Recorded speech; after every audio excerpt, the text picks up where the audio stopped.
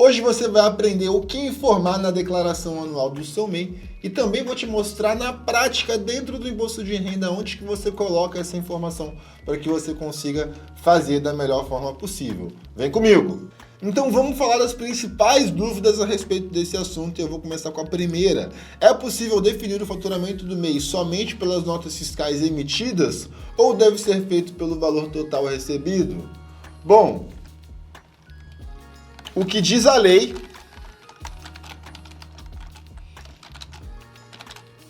é que o faturamento anual declarado deve ser o valor total recebido do seu negócio.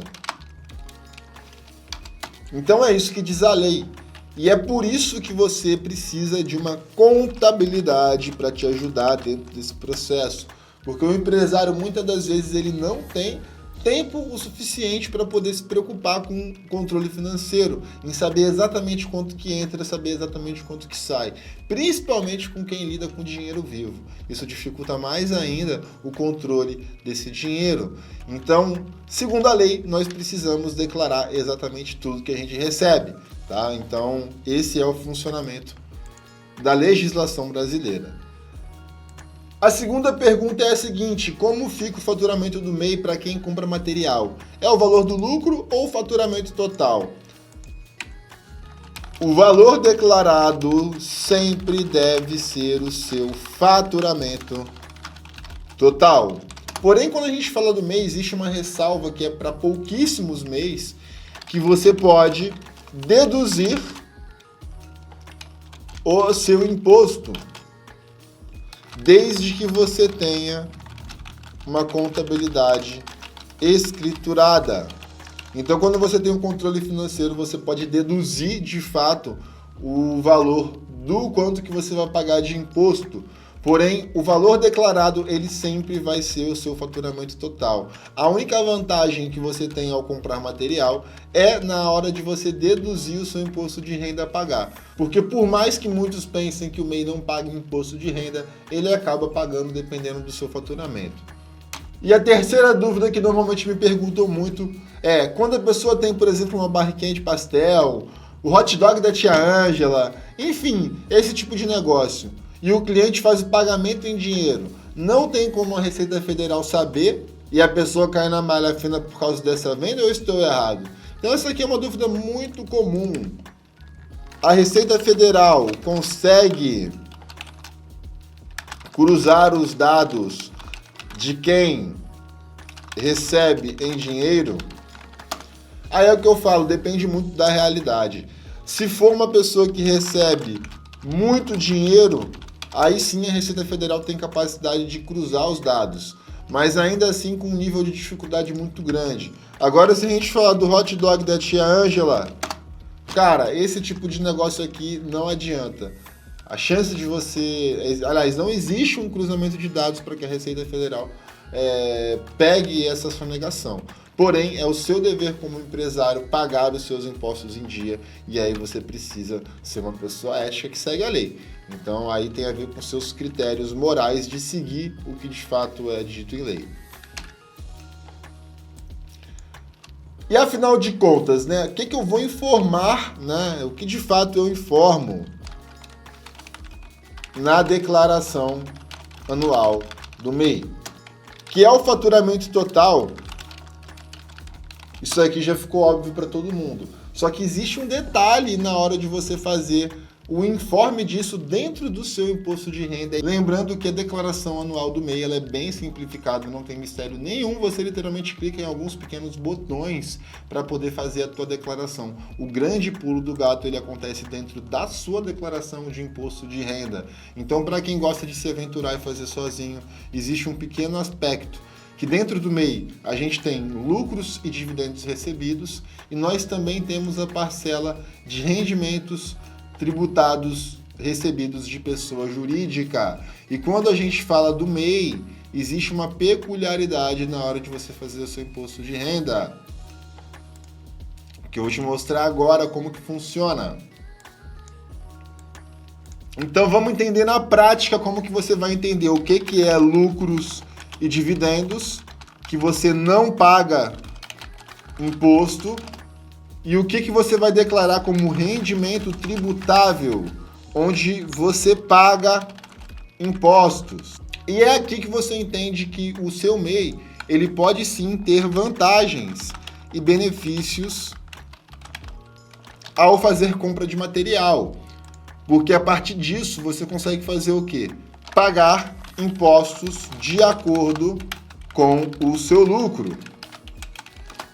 Porque essa é a primeira metodologia de apuração do imposto de renda para o MEI, onde normalmente o empresário se preocupa com sua gestão financeira, o que não é a maior parte dos casos. E nós temos a segunda metodologia, que é a metodologia de presunção. Na metodologia de presunção, a gente tem uma presunção de 8% para comércio, 16% para transportes, e nós temos 32% para serviços em geral. Então vamos dar um exemplo onde você fatura, por exemplo, R$70 mil. Então desses R$70 mil, você vai ter R$70 mil multiplicado por 8%, que ainda fiz a conta errada. A gente vai ter R$70 mil multiplicado por 8%, o que vai dar um valor de R$5.600. Ou seja, esse é o valor isento. Isso pensando no caso do comércio, né? Aqui você vai ter um valor isento e não tributável de R$5.600. E o valor tributável, ele vai ficar em R$64.400. Então, na hora de você declarar o seu imposto de renda, você vai vir aqui e declarar que ganhou R$64.400 do seu MEI, gerando um valor de R$3.800 para você pagar. E é aí que entra a vantagem de você fazer um controle financeiro, porque se desses R$70 mil, por exemplo, normalmente o comércio tem pelo menos 50% disso daqui, a gente pode pensar que foi para compra de estoque. Então, se eu tenho R$70 mil menos 35 mil de estoque e menos 10 mil talvez de aluguel que você tenha durante o ano, a gente já está falando em um resultado de R$25 mil. E aí, cara, R$25 mil, você ainda vai ter o valor isento, que é de 8%, 2 mil, ou seja, você vai ter R$2 mil de lucro isento e 23 mil de lucro tributável, sendo que rendimento tributável para ser declarado é apenas acima de R$30 mil por ano. Não é 30 mil fechado, 30 mil quebrado atualmente. Bom, vou dar o valor exato aqui para vocês.